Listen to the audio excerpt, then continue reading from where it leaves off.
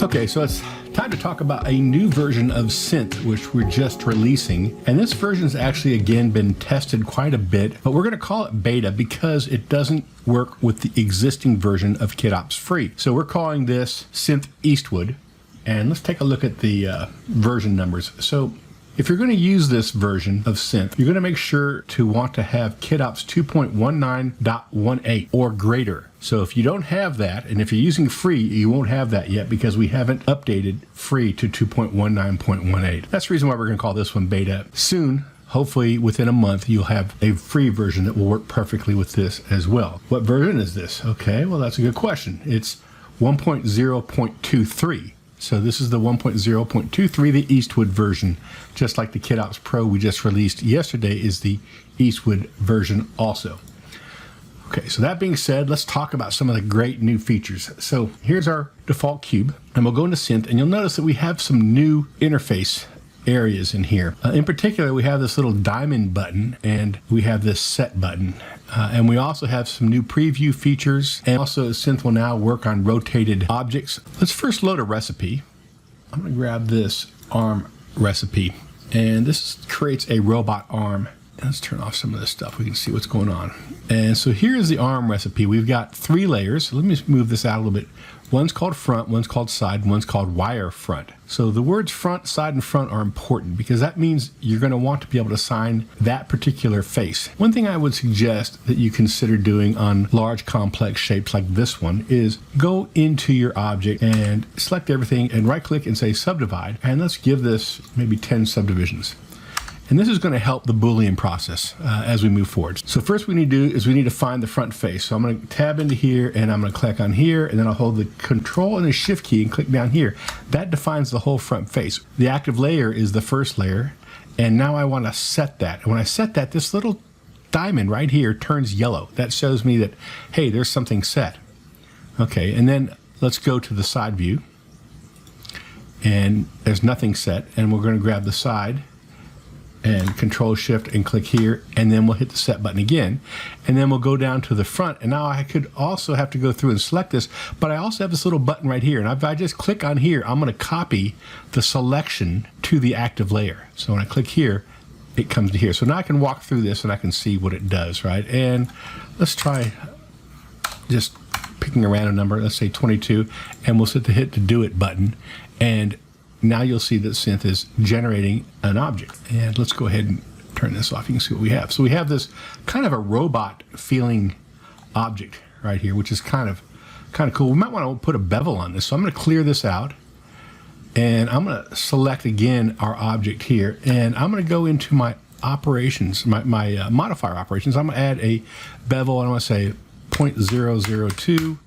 Something like that. And under geometry, I'm going to say clamp overlap, and under shading, I'm going to say harden normals. Okay, so I'm turning off clamp overlap, by the way, in geometry. That's what we did. We turned off clamp overlap. So that means we'll actually might get some crossed vertices, but we'll see how it looks. So I'm going to go ahead and I'll hit do it again, and we're going to actually run into a bit of a problem. As you can see, the shading is all screwed up. And the reason for that is that Synth has inserted 3 more modifiers after our bevel, and if we drag the bevel all the way to the end, it's going to work, and that looks much better. And let's zoom up on it. You can see there's our object. It's got a nice little bevel on it and everything, so everything looks good. What if we want Synth to always move the bevel to the back? Because if I clear it and do another one, let's say we do 23 and do it, we're going to end up with another situation where the bevel now is at the very front. So that's a bit tedious, but if you know about KIT OPS, we can go into the KIT OPS preferences, and they've always had this, and we go to the general, and there's different preferences you can set, and one of them is right here. This is the sort the modifiers, put the bevel at the end. This one is put a weighted normal at the end. So these are all, we'll always sort these modifiers and put the bevel, the last bevel it counts at the end. Okay, so let's go to 24. And we'll do it. And now we're going to see that it gets sorted correctly for us. Now this is kind of an interesting model because it actually has this wire that comes through it. And I was using this to create kind of different robot armature kind of skeletons and things like that. It was kind of a fun one. I'll include this with the new version of Synth, this recipe. All you need to do is open up a cube and assign the front and the side and the wire fronts. So let's Shift-D and then Z and move it down, something like this, and I'm going to rotate around the X, something like that. I'll just move it. Let's say I move it forward, something like this. So we'll just do something like this. Now I can come up here and say pick 22 and say do it, and I have one object, and then let's pick like 33 and click on this one and say do it. And so it maintains the actual rotation now. So that's an interesting thing to keep in mind. So let's talk about something real quick that has to do with KIT OPS really more than Synth, but you may find it in Synth. I'm going to go ahead and I'm going to add a cube, and we'll get this cutter. And what I'll do is I'll go in to Synth and I'm going to grab a cutter, just any old cutter. I think this basic cube will be fine. And actually, let's find something a little more. Yeah, this one right here, this boundary.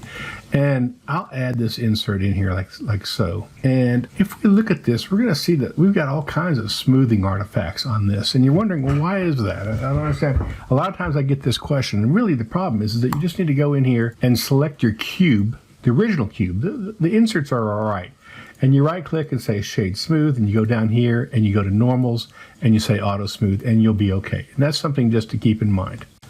So let's talk about some other new features that are in this Eastwood version. I'm gonna go into Synth and I'm gonna again go into a recipe, and I'm gonna load a recipe, and it's called the Space Surface Junk recipe. And many of you may have seen a tutorial I did recently on populating a spaceship, not only with Synth, but also with some displacement maps.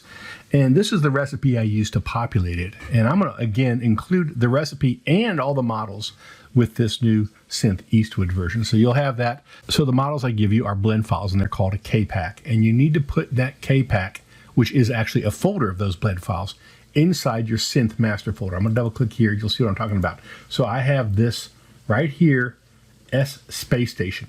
So I'm going to send you this Space Station zip, unzip that, and put that folder right here in your master folder, and then this recipe will work. Okay, so here we are back in Blender, and let's go ahead and get into Synth, and let's load that recipe up that we talked about.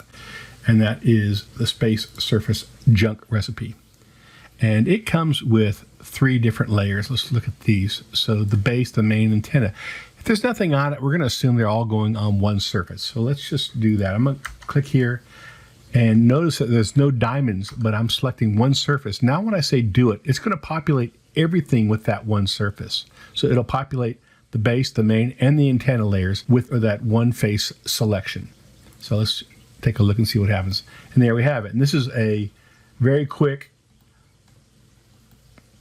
Greeble nerdy generation for, you know, something like a space station or a spacecraft of some kinds. Things it's got like antennas in here that you can see. You got antennas, and you've got all kinds of piping and things like that. So that's what this does. But one thing you may notice is that it's kind of hanging out over the edge. How do we fix that? Well, we do have in Synth and under transformation a padding, but padding is not really going to help, because that's padding around every single one of the items, which is not what we want. So what we do want to do then is we need to figure out a way to shrink this selection area. Well, that's not hard. And all we do there is let's go ahead, move up here, let's clear it, let's tab into this, and let's again right click and say subdivide, and we'll subdivide maybe 3 times like this, and then we can just go in here, select this face and this face, and then set it for all of these, right? So I go in here and I'm going to copy that one and copy that one. So now they're all set at the same. And now when I do it, you'll see that we have limited the scope of this little industrial Greeble world. So again, I'll have this Synth recipe and the KPack will be available, and it'll be part of the new Synth-Eastwood update. Okay, so there's also a last feature I want to share with you of the Eastwood update, and that is our new preview mode. So if we go into preview and we say do it, we're going to actually preview with bounding boxes all of the different objects. And that's really cool, because sometimes, especially when we're dealing with booleans, things get very slow. And so we may want to work in preview mode for a while until we kind of get our recipe figured out. So now once we've done that, we may want to see through the object. And if we have our fast mode color set up with an alpha channel, I've got 0.5 set here, I can go under here and go under object and then hit do it. And I will actually see these new insert proxies with this transparent mode. And of course, I can turn the alpha completely off and press do it, and we'll see it with whatever color I decide to use.